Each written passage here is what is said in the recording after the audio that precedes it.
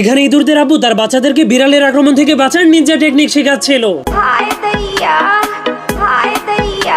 এমনকি তাদেরকে ইঁদুরের ফাঁদের ভেতর থেকে কিভাবে খাবার চুরি করতে হয় সেটাও শেখাচ্ছিল। খাও মা কসম। আর এখানে বিড়ালদের আম্মু তার বাচ্চাদেরকে কিভাবে ইঁদুর শিকার করতে হয় তার ট্রেনিং দিচ্ছিল। হিসাব বোঝো না, দুধু খাও, তোর মরণের চুলকানি উঠছে। এরপর তাদের মা একটা খেলনা ইঁদুরকে চাবি দিয়ে চালু করে ছেড়ে দিলেই তার বাচ্চা সেটাকে ধরার জন্য চলে যায়।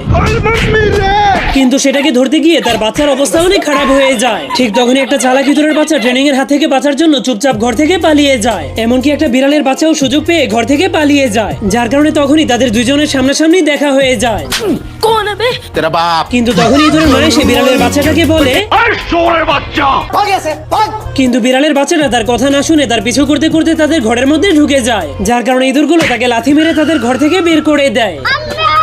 এই জন্য সে কান্না করতে করতে তার মায়ের কাছে গিয়ে ইঁদুরদের নামে বিচার দিয়ে দেয়, যা শোনার পর তার মা অনেক রেগে ইঁদুরগুলোকে মারার জন্য চলে যায়।